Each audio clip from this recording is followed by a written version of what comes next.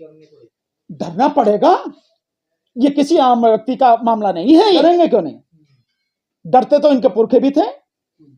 ये क्यों नहीं डरेंगे? इनकी औकात क्या? और देश का प्रधानमंत्री और गृह मंत्री दोनों उनके सामने सर झुका के माफी मांगे, इस्तीफा दें, तभी माफी होगी, तभी यह मामला शांत होगा। सो एक दूसरे को बचा रहे हैं वो, लेकिन ये बचाने से काम नहीं चलेगा। और बचा लो तुम, तो तुम उसे बचाते रहो, हम आंदोलन करेंगे, या तो माफी मांगोगे, इस्तीफा दोगे, नहीं तो किसी की हिम्मत नहीं हुई बीजेपी आरएसएस के अलावा कि बाबा साहब का अपमान करने की सोच भी सके।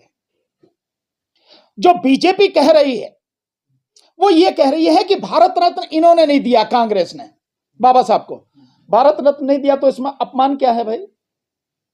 और तुमने भारत रत्न देके और ये कह के कि अंबेडकर अंबेडकर अंबेडकर अंबेडकर अंबेडकर अंबेडकर एक फैशन बन गया है। ऐसा अपमान विपक्ष के किसी व्यक्ति ने नहीं किया, किसी ने हिम्मत भी नहीं की।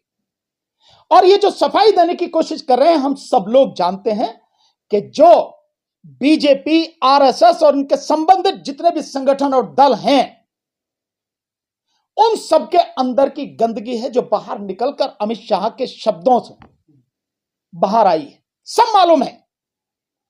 ये इनको मालूम होना चाहिए। जिस विपक्ष पर आरोप लगा रहे हो, जब संविधान बना तो संविधान का विरोध करने वाले कौन थे? 1949 में दिल्ली के रामलीला मैदान में किसने विरोध किया? आरएसएस के लोगों ने। बाबा साहब डॉक्टर अंबेडकर और पंडित जवाहरलाल नेहरू जी का पुतला जलाया, इन्होंने जलाया, आरएसएस वालों ने। आरएसएस ने अपने मुखपत्र में लिखा कि इसमें भारत जैसा कुछ भी नहीं है, भारतीय जैसा कुछ भी नहीं है, सब इधर उधर से लिया गया है और हम इस संविधान को नहीं मानते। जो पुराना इतना संविधान है, मनुस्मृति, हमारे लिए तो वही संविधान। यही इन्होंने आरएसएस वालों ने किया ना, कहा ना। तो ये अब जो सफाई देने की बात कर रहे हैं, क्यों? क्योंकि इन्होंने सोचा नहीं था कि बाबा साहब के मानने वाले किस तरह के लोग हैं और कितने लोग हैं, दुनिया भर में लोग हैं। और यह आंदोलन, जैसे मैंने कहा कि दुनिया भर में यह आंदोलन होगा, इसलिए अब वो सफाई देने की कोशिश कर रहे हैं, इसलिए अब वो सफाई दे रहे हैं। लेकिन हम सब जानते हैं, हम बहुत सिंपल सी बात करें, सफाई देने की जरूरत नहीं है, केवल एक ही काम करने की जरूरत है। संसद परिसर में बाबा साहब डॉक्टर भीमराव अंबेडकर जी की जो प्रतिमा हटाई गई है, वो जहां जिस स्थान पे थी उसी स्थान पर पूरे सम्मान के साथ तत्काल स्थापित की जाए और देश का प्रधानमंत्री और गृह मंत्री दोनों उनके सामने सर झुका के माफी मांगे, इस्तीफा दें, तभी माफी होगी, तभी यह मामला शांत होगा। अन्यथा यह मामला जबरदस्त तरीके से पूरे देश में चलेगा। हम कल की कॉल दे ही चुके 24 दिसंबर की, और साथ में 18 जनवरी की भारत बंद की हमने कॉल दी हुई है। जबरदस्त तरीके से पूरे देश में आंदोलन होगा। नहीं, ये तो इस्तीफा अगर देना होता या इस्तीफा लेना होता तो पहले ही वो दे और ले देते, लेकिन क्योंकि दोनों एक ही थैली के चट्टे बट्टे, दोनों एक ही हैं भाई। मोदी में, अमित शाह में कोई अंतर नहीं है। इस देश को तबाह करने में दोनों एक बराबर के जिम्मेदार हैं। सो एक दूसरे को बचा रहे हैं वो, लेकिन ये बचाने से काम नहीं चलेगा। और बचा लो तुम, तो तुम उसे बचाते रहो, हम आंदोलन करेंगे, या तो माफी मांगोगे, इस्तीफा दोगे, नहीं तो उखाड़ के फेंक देंगे। हमारे लिए तो बाबा साहब का अपमान जिंदगी और मौत का सवाल है। हम अगर आज इस स्थिति में बैठे हैं, या इस देश में करोड़ों लोग अगर किसी बेहतर स्थिति में बैठे हैं, उन्हें पढ़ने के लिए मौका मिला, उन्हें अच्छी नौकरी करने का मौका मिला और सम्मान के साथ जीवन जीने का मौका मिला, तो केवल और केवल बाबा साहब डॉक्टर अंबेडकर की बदौलत मिला। इस देश की 90% से ज्यादा आबादी को इस देश में सम्मान का जीवन अगर मिल रहा है, तो वो केवल और केवल बाबा साहब डॉक्टर अंबेडकर की वजह से है। कोई और इसके लिए जिम्मेदार या उत्तरदायी नहीं है। हम किसी कीमत पर यह बर्दाश्त नहीं करेंगे। आंदोलन जबरदस्त तरीके से पूरे देश में होगा। सर, बिहार में एनडीए में शामिल पशुपति पारस ने अपने कार्यकर्ता को संबोधित करते हुए कहा है कि बाबा साहब भीमराव अंबेडकर दलित थे, इसलिए उन्हें अपमानित करने की कोशिश की गई है। बीजेपी अपने सहयोगी दलों की भी आलोचना बर्दाश्त कर रही है, लेकिन अमित शाह माफी नहीं मांग सकते, इसे कैसे देखते हैं?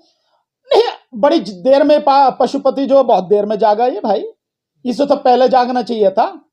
और मुझे लगा इसका जो हनुमान है, जो मोदी का जो हनुमान है, वो तो अभी भी न जाके दिखे। चिराग पासवान, वो तो अभी भी न जाके दिखे। तो ये जो लोग हैं ना, ये गुलाम हैं, गुलाम मानसिकता के लोग हैं। इनके किसी शब्द का कोई अर्थ नहीं है। हाँ, आंदोलन करके दिखाओ, आप लड़के दिखाओ, संघर्ष करके दिखाओ, नहीं है ना, कर नहीं रहे ना, सत्ता से चुपके हुए हो ना, अभी मैं मोदी के तलवे ही चाट रहे हो ना, सरकार की गुलामी ही कर रहे हो ना। तो इनका कहने का क्या मतलब है? जो व्यक्ति बाबा साहब का सम्मान जिसको प्यारा है, वो सत्ता को लात मार के और मुंह पे कह के सामने आए, धर तेरी सत्ता तेरे पास रह गया, हमें नहीं चाहिए तेरी कुर्सी उर्सी, लेकिन किसी कीमत पर बाबा साहब का अपमान नहीं सुनेंगे। तो क्या चिराग पासवान आया? क्या जीतन राम मांझी आया? क्या जो नीतीश कुमार आया? और क्या वो जो है रामदास अठावले आया? नहीं आए ना। तो इसका मतलब साफ है कि सारे के सारे गुलाम हैं, और मैं नहीं समझता कि गुलामों को कोई भी महत्व देने की जरूरत है। सर आपको नहीं लगता इस आंदोलन से जैसे बीजेपी सरकार डर गई हो, अमित शाह को सफाई देनी पड़ी, पीसी करनी पड़ी? डरना पड़ेगा, ये किसी आम व्यक्ति का मामला नहीं है।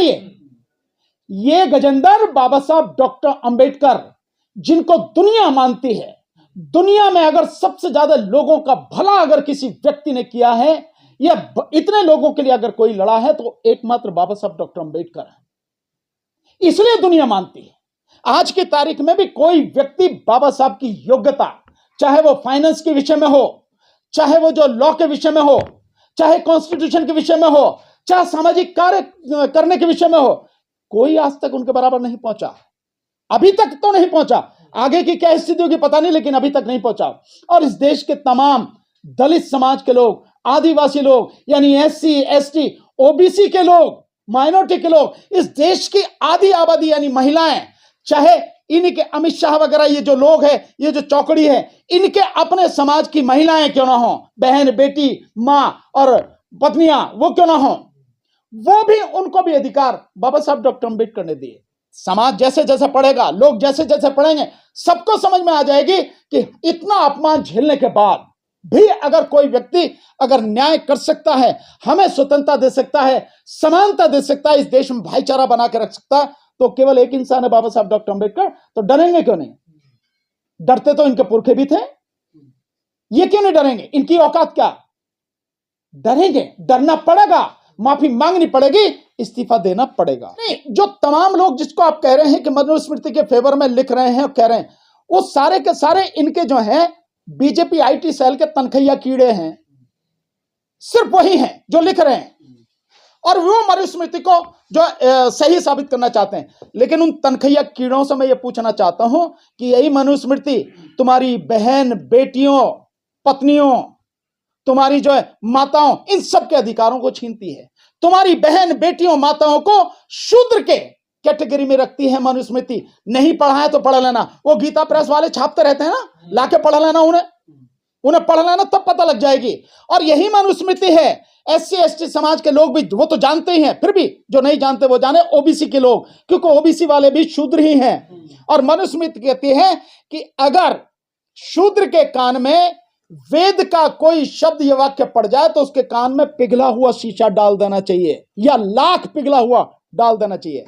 और अगर कोई शूद्र उच्चारण करता है वेद वाक्य का या वेद के शब्द का, तो उसकी जीभ काट लेनी चाहिए। मनुस्मृति में तो लिखा है, महिलाओं का न प्रॉपर्टी का अधिकार, न विधवा विवाह करने का अधिकार, किसी तरह का अधिकार, न शिक्षा का अधिकार।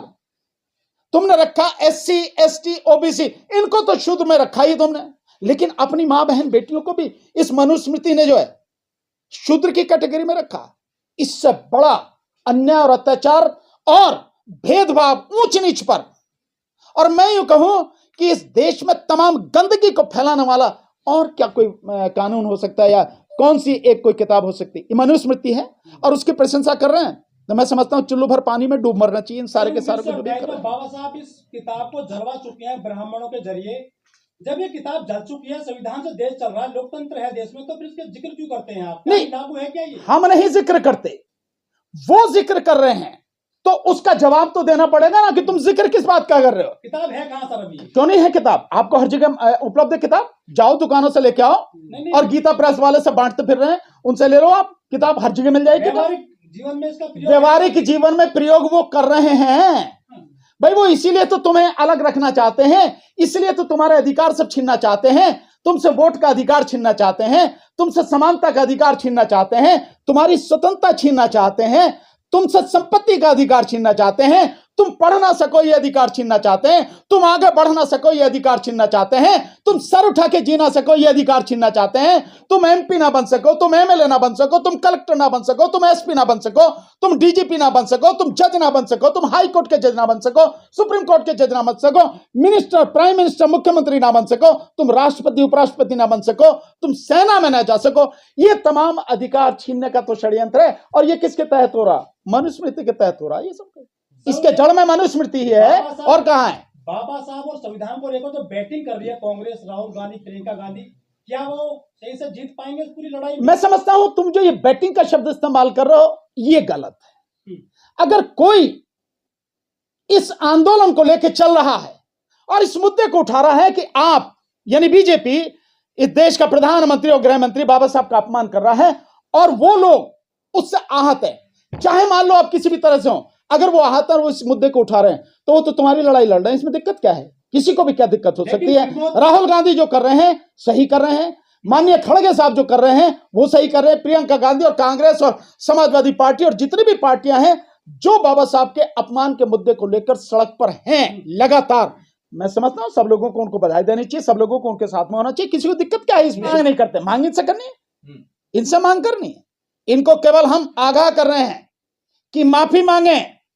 और माफी भी मैंने कहा, बाबा साहब डॉक्टर अंबेडकर की प्रतिमा जो संसद परिसर में लगी थी 1967 में, जिसके लिए आंदोलन हुआ जबरदस्त तरीके से, पब्लिक के पैसे से लगी, वो उस प्रतिमा को हटा दिया है, उसको वहीं स्थापित करें जहां पहले लगी थी, उसी सम्मान के साथ, उसी भव्यता के साथ में, और स्थापित करके प्रधानमंत्री मोदी और गृह मंत्री अमित शाह उसके सामने सर झुका के माफी मांगे और इस्तीफा दें, तब माफ करेंगे, नहीं तो पूरे देश में आंदोलन होगा। संविधान को माथे से लगाए चलते हुए वो नौटंकी करता, उससे बड़ा ड्रामेबाज कोई नहीं है। वो नौटंकी करता है, जो करता वो कहता नहीं, और जो कहता वो कभी करता नहीं, और मन में क्या चल रहा है इसकी किसी को पता नहीं। खबरों में बने रहने के लिए फोरम 4 को सब्सक्राइब करें और नोटिफिकेशन पाने के लिए बेल आइकन दबाएं।